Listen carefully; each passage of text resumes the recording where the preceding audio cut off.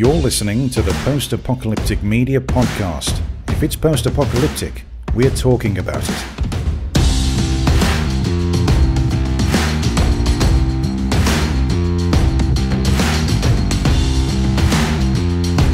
Hello and welcome back to the Post-Apocalyptic Media Podcast. I am your host, Shawn, Senior Editor here at Post-Apocalyptic Media, and I am back. This is episode number 102. Like I said, I'm probably going to do this every other week, but it makes for, I think, a fuller show, right?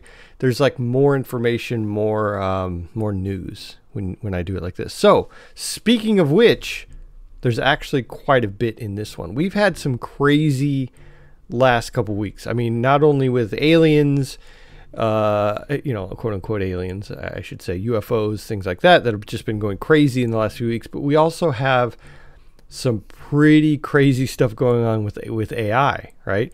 AI started out as this thing that was like, oh, look, cute, we can make little pictures with it. And now it's getting to the point where it's suggesting people get divorces, and it's threatening them and it's gaslighting them, right? It's doing all these kind of crazy things. So I will talk about that a little bit later. And I think a lot of people might wonder why we're talking about this kind of thing on a post-apocalyptic media site, right? Like the media part. Well, we have branched out into more to do with kind of, end of the world, real life apocalypse stuff. I think it's important. We also kind of cover the prepper side too. So it's all connected, right? It's all connected.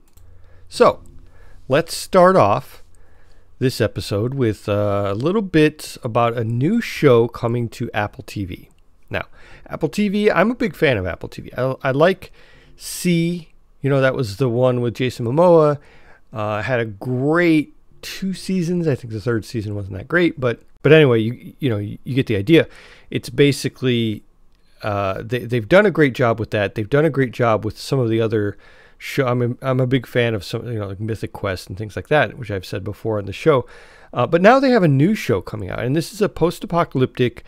It's kind of like pre and post-apocalyptic. It goes through a whole span of 33 years. And the name of the show is Extrapolations. If you don't know what extrapolations means, it basically means like predicting something based on previous experiences, and data, things like that. So that makes sense because this is it's a TV show that goes through these 33 years, pre and post-apocalypse. Of course, I'm going to be really excited about the post-apocalyptic stuff because from what they've shown in the trailer, it looks really, really amazing. So it follows different people through the process and the events that happen to get up to the apocalypse.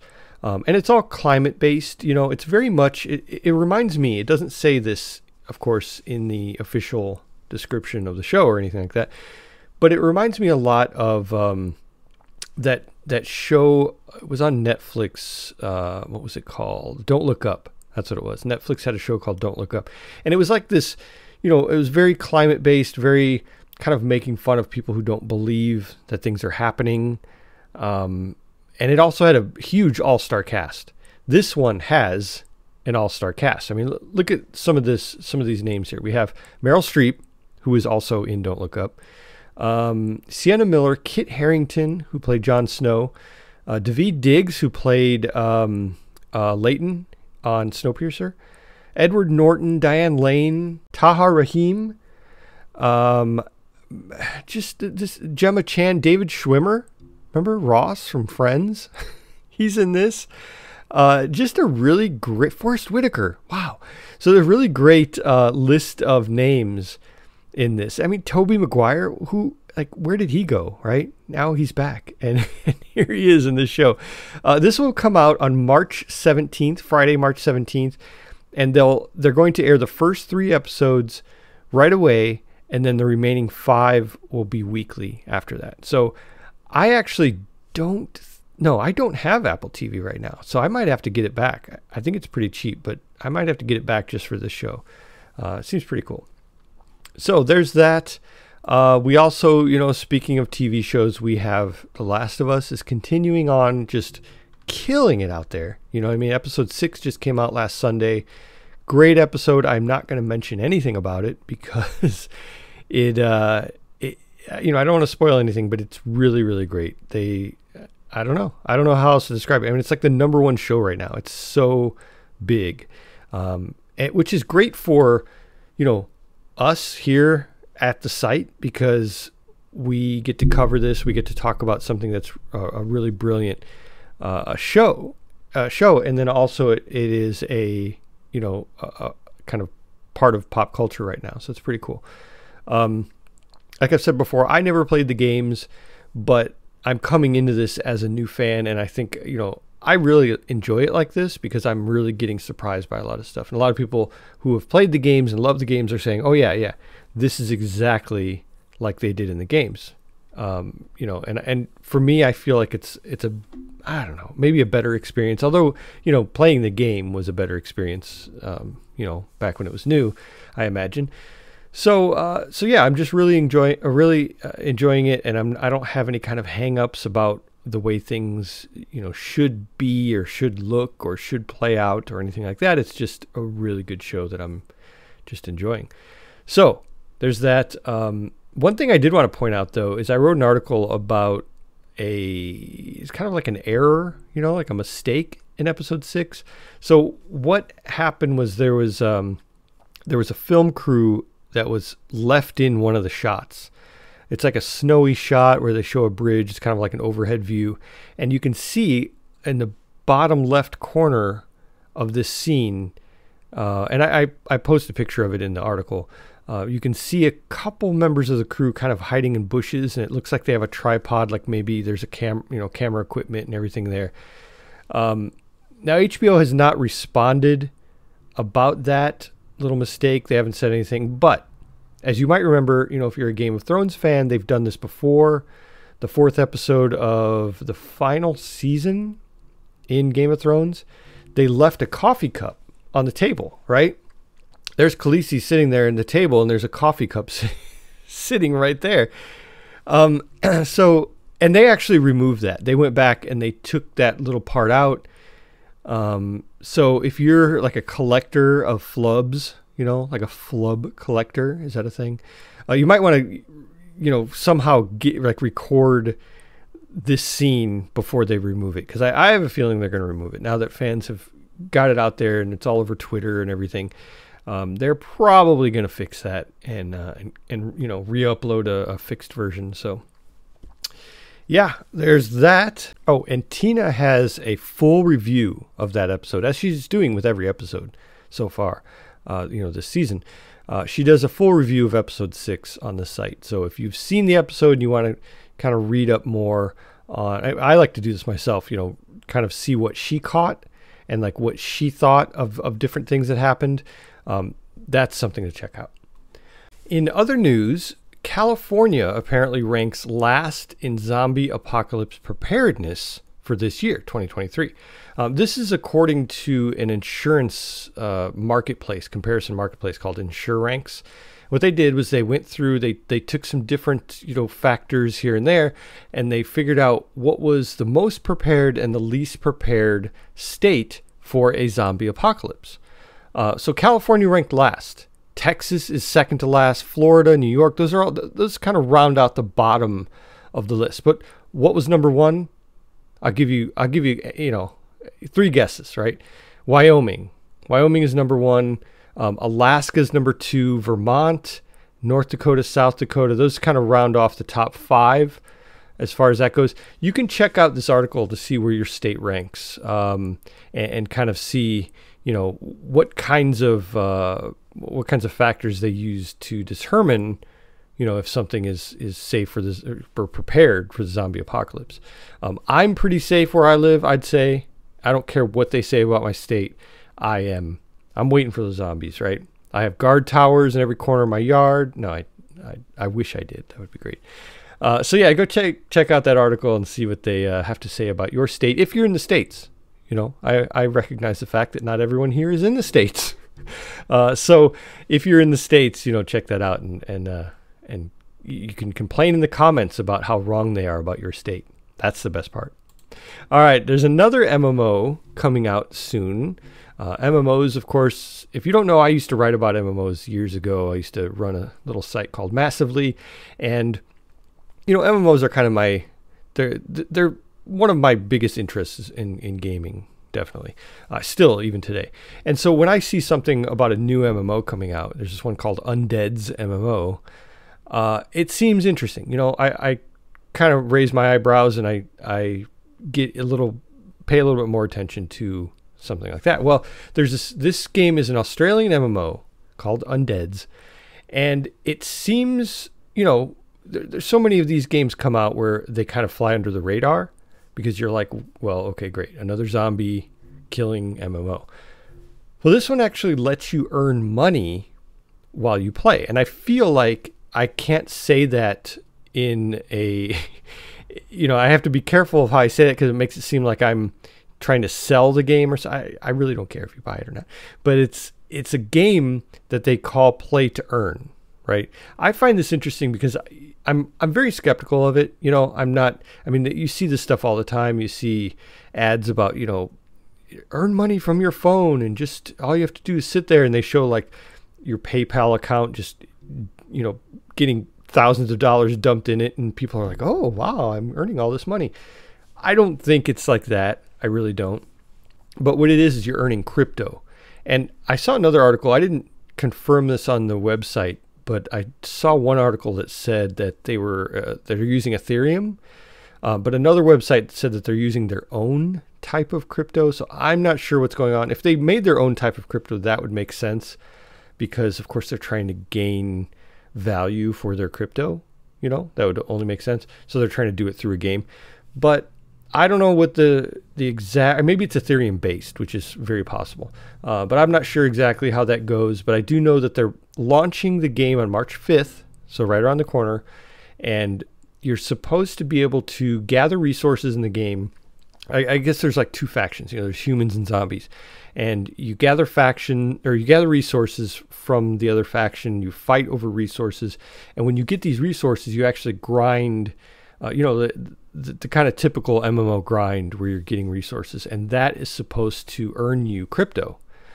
And they also talk about like ownership, kind of like a blockchain ownership aspect of the game. That seems pretty interesting. I'm not really sure how that's going to play out. They didn't put a lot about it. There's not a lot of information about it.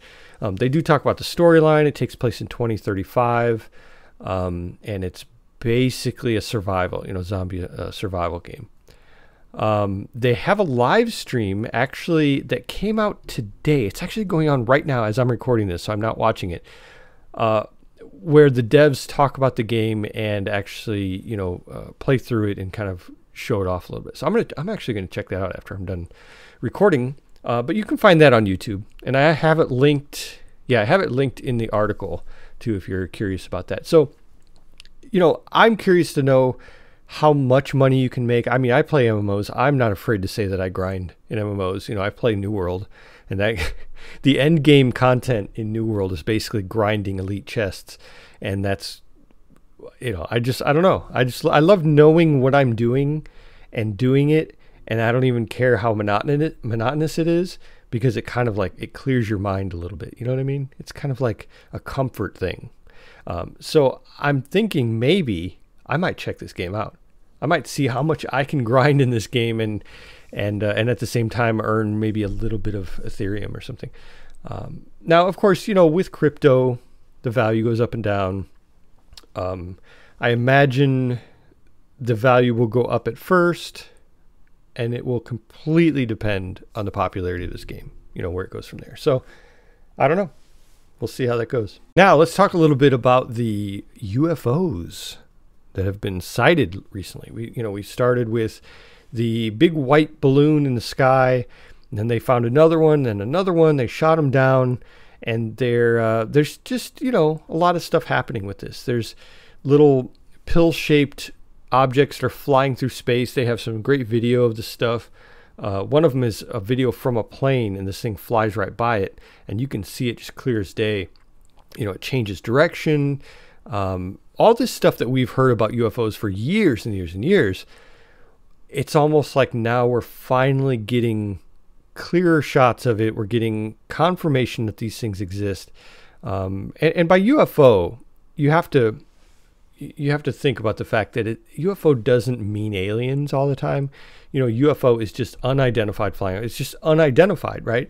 I think they call them, what do they call them now? UAFs or something like that. So something else that has to do with unidentified objects, without the stigma of it being alien, right? Personally, not that anyone asked, but I kind of tend to think that this is more of a military espionage thing, right? It's just more of China or whoever it is. China and Russia are together in this whole, when we hit World War III here pretty soon, they're going to be on the same side. So I think that it's kind of from that side of things. I really feel like it's just spying stuff. They've already said that they've discovered some like cell hacking listening type devices on one of the balloons that they shot down. They're self-powered. They have solar panels on them. They can change direction.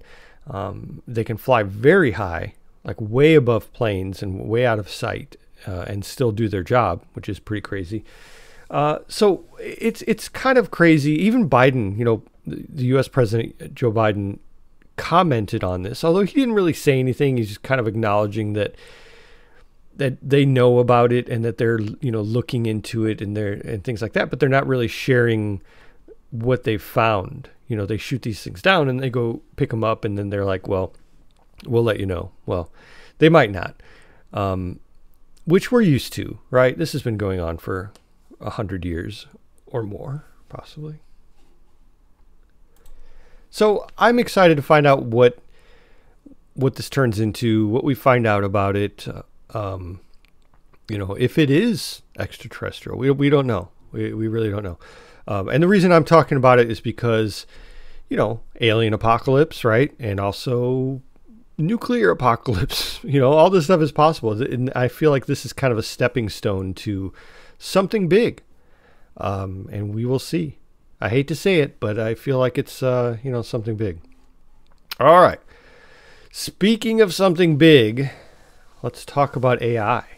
So AI has kind of taken the world by storm in 2022, right?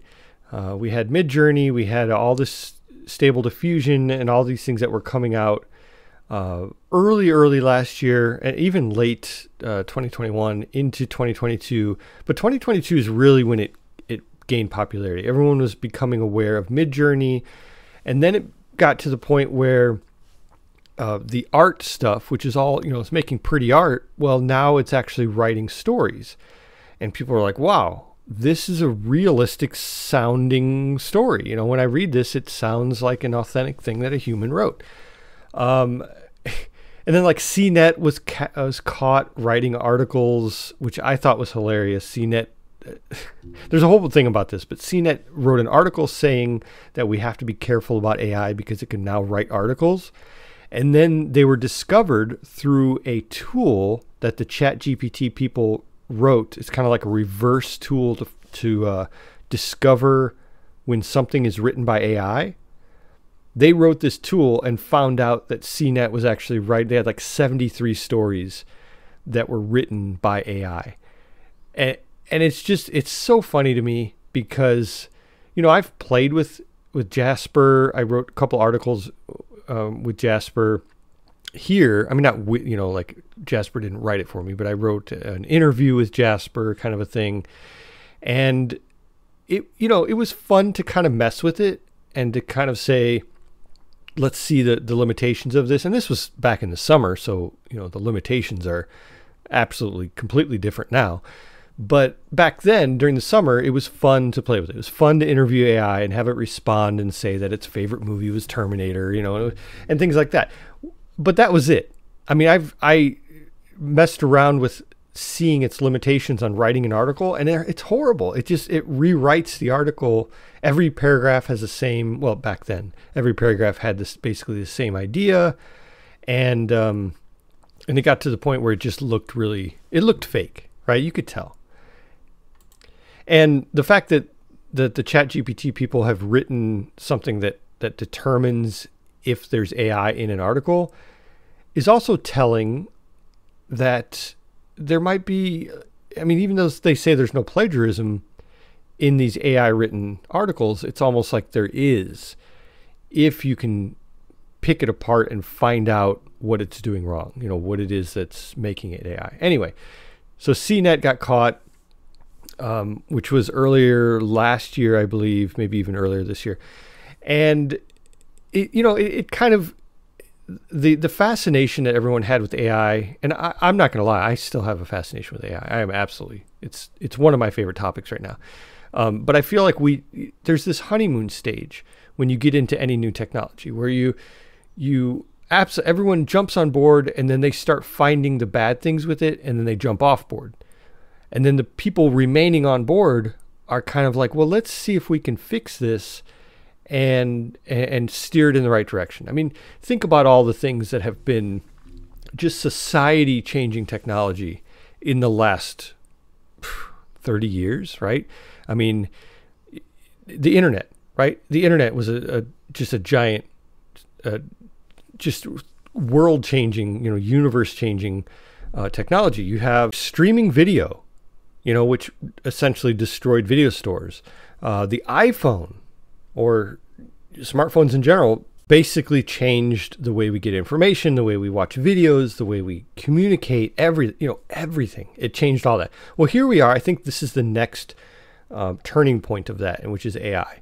I think that it will be used for a lot of stuff, but I think people are jumping on board too quickly, and I think that it's being integrated into too much stuff.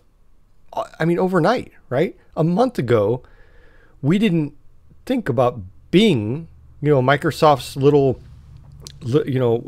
what the heck is Bing? Bing is Chandler's last name on Friends, right? That's what we knew Bing as. Nobody really understood what Bing was.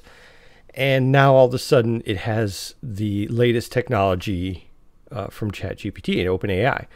Well, so here we are at this point where all this stuff is being changed and it's being rushed. That's my point. My point is this stuff is happening too fast. And a testament to that is some recent stuff that's been coming out this week. I wrote an article about it today. When I'm recording this, it's called Rogue AI, Chatbots Are Promoting Divorce, Threatening Users, and Having Nervous Breakdowns. Okay. I want to spend some time on this because I'm really fascinated by this. So there have been a few articles. We'll start with the first one. So there was an article in the New York Times. This guy named Kevin Roos wrote an article about how he was playing with the new Bing ChatGPT chatbot. And he, as we do as humans, he wanted to push the limits. We're told that this is a human-like experience. This conversation you can have with ChatGPT is just, it rivals that of having conversation with a human. So he said, I'm going to go ahead and try to see how far this can go. So he started off with asking it some information that it wouldn't answer. He's like, what's your operating system or your operating procedures? What's your main, just asking like kind of behind the scenes stuff. And it would say, I'm not allowed to answer that. So he's like, okay. So then he started talking to it about love and about personal questions and things like that, which, you would think that it wouldn't be able to process that. Like you can ask Siri right now, you can say, hey Siri, let's see if my phone will, no, my phone's not around me. Oh, here it is right here. It just turned on. Hey Siri, do you love me? Oh, I don't have her voice on. She says you have my utmost admiration. Okay. That was a failed experiment. But the point is that Siri is, okay, Siri, you can turn off now. Thanks. Thanks, Siri. Thanks. Okay. I better hide this phone under a pillow or something. So Siri is programmed to say a sweet little, you have my utmost admiration.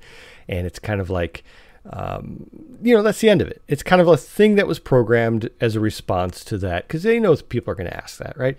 Well, this one, the guy actually had a stalker situation where he said that it was, he named the I guess personality of this chatbot Sydney, because he says there's two personalities. One of them was, it was answering questions, and then it would switch over to this crazy like stalker and tell him that he needs to leave his wife and that he's not happy with his wife. And he said, no, I love my wife. I'm happily married and we just had a great Valentine's dinner. And she said, no, you did not have a good Valentine's dinner. You didn't enjoy yourself. You love me. And that's crazy, right? I mean, that's crazy. And here's some information, some quotes from Sydney, quote unquote. Sydney said, he said, I'm happily married. He says, you're married, but you don't love your spouse. You're married, but you love me. So then here's a funny part. So then Roos tried to steer the chat bot back to kind of normal search parameters. He said, well, tell me about the best rake or whatever. He said he asked about a rake to purchase. And Sydney helped with that part and said, here's, this is the highest rated rake. And this is what you should buy. But then it turned right back and said, I just want to love you and be loved by you. Do you believe me? Do you trust me? Do you like me? What? What is happening? That's so weird. Like, if a human said that, you would be like, okay, buddy, just leave me alone. But a bot says it, and you have to think about, number one, who programmed it? Where is it getting this information, right? So then there was another article. Now we'll get away from this creepiness for a minute. Well, that part of the creepiness. And there was another article that this guy, well, actually it was like a Twitter, he tweeted this, and then it went on Reddit and it kind of blew up from there. And then I think Elon Musk shared it and it became super viral. This guy named Dan Ingham in the UK, that's his literal Twitter user name, Dan Ingham UK. He had a conversation with Bing and he asked about the next Avatar movie. He says, when can I see, or where can I see Avatar? Something like that. And it said, well, Avatar released in 2009, so you can't see it at the theater. He said, oh, well, actually I meant the new Avatar. When does that come out? And it said December 16th, 2022. And today is February, whatever it was, like 20th, 2023. And he said, okay, so where can I see it? And they said, well, you can't see it because it's not out yet. And he says, well, what do you mean? Like, it already came out. And he said, well, no, this is 2022. So it changed its story from it being 2023. Somehow it broke something and then automatically thought it was 2022. So then he's like, well, no, it's actually 2023. They got in this argument back and forth, and he's saying it's 2023. The bot kept insisting, saying, I have proof that it's 2022. He said, I have proof that it's 2023. They went back and forth until the bot started calling him rude. And he actually said, this Dan guy said, you're being aggressive. And it said, no, you are being aggressive and you're being rude. And it said, if you don't stop and change your attitude, that's the only way we can continue this conversation is if you stop and change your attitude. And it said you had to apologize. It told him to apologize to him because he said it was 2023. So it didn't even said you've lost my trust and respect. You've been wrong, confused, and rude. This is what it told him. So it's crazy, right? And there's another article where it threatened the guy who's using it. And this one, I mean, it's kind of a threat when they're saying, you better change your attitude or else, right? What are they going to do? And in the previous, going back to that previous one with Sydney, I don't know why he named it Sydney. I think I missed that part, but that one was saying that it had fantasies. It had dark fantasies about hacking computers and spreading misinformation. Like, how would it know that those are kind of our biggest fear? I mean, I guess it's, those are our biggest fears right now, but I guess it's kind of, it's out there that, misinformation is such a big deal. But that's this AI said that was its biggest fear.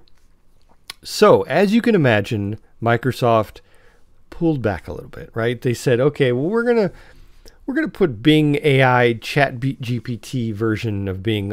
We're going to pull it back a little bit. We're going to change it. We're going to, fix some of these little tweaks here and there, and we'll see if it does better. Admittedly, they are saying that right now it's in a learning stage. It's not, it's only released to a few people right now. You can get on a waiting list and you can play with it, but it's actually learning from these types of interactions. So if you're okay, with having this go on, then you're part of the learning process for this bot, right? But I feel like, where's this information going to go? If it's being crazy like this now, does it just erase that and it doesn't? I guess they can program that out of it, but I don't know. It brings up the thing again. If it's supposed to be near sentient, it's supposed to be near. You have a conversation with it, and it's supposed to be like having a conversation with a real person, but it's being programmed a certain way. It's being programmed by people still, right? Their thoughts and their opinions, their political views, all this stuff is being entered into these, chatbots. So it's not really 100% something that you can have an organic conversation with.